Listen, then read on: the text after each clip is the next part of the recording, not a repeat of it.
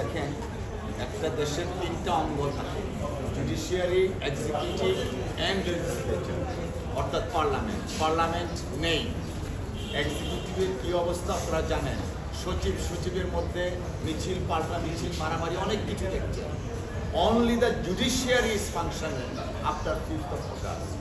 সেই ফাংশনিং জুডিশিয়ারির ব্যাপারে আইন মন্ত্রণালয়ের যিনি উপদেষ্টা, তিনি যে বক্তব্য দিয়েছেন, আমার কাছে মনে হচ্ছে এই বক্তব্যটা তিনি পাবলিকলি না দিলেও হতো। কারণ কিছু কিছু বিষয় থাকে যেগুলো privilege communication, being legal adviser of law ministry, ওনার কিন্তু ওনার যে ডিসমে অথবা যদি ফ্রাস্ট্রেশনটা থাকে, সেটা কিন্তু যথাযথ প্রক্রিয়া মাননীয় প্রধান বিচারপতি মহোদয়ের কাছে তিনি পৌঁছাতে পারতেন।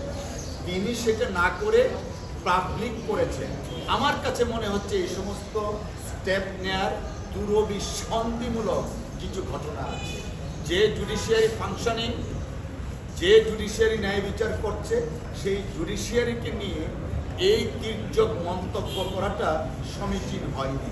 এবং আমরা আইনজীবী হিসাবে মনে করি পরবর্তীতে জনাব আসিফ নজরুল সাহেব বা অন্য কোনো উপদেষ্টা জুডিশিয়ারি নিয়ে পাবলিকলি কথা বলার আগে প্রিভিলেজ কমিউনিকেশন হিসাবে মাননীয় প্রধান বিচারপতি মহোদয়ের সাথে কথা বলে তারপরে যদি প্রয়োজন পড়ে পাবলিকলি সেটা করতে পারেন। দেখুন, আমাদের এই জুডিশিয়ারি মাননীয় প্রধান বিচারপতির নেতৃত্বে গত 15 বছর একটা ইন্ডিপেন্ডেন্ট সচিবালয় করার জন্য চেষ্টা চালাচ্ছে। আমরা আইনজীবী সমাজ, ইভেন আমাদের পার্টির পক্ষ থেকেও আমরা বলেছিলাম 31 দফা রাষ্ট্র মেরামতের একটা দফা ছিল মাজদার হোসেন মামলার আলোকে জুডিশিয়ারি ইন্ডিপেন্ডেন্ট হবে।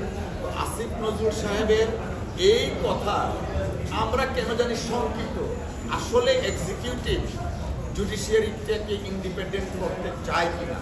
জনাব আসিফ নজরুল সাহেবের বক্তব্য প্রতিধ্বনিত হচ্ছে ফেসিস রেজিম কি করবে, এই ধরনের বক্তব্য মহামান্য হাইকোর্ট সম্পর্কে বলেছিলেন, যা অত্যন্ত দুঃখজনক।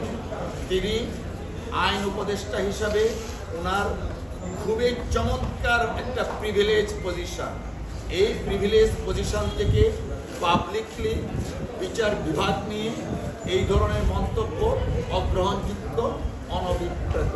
এবং তিনি ভবিষ্যতে আরেকটু সতর্ক হয়ে কথা বলবেন, আইনজীবীরা সেটা অনুরোধ করছে এবং বিশ্বাস করছে।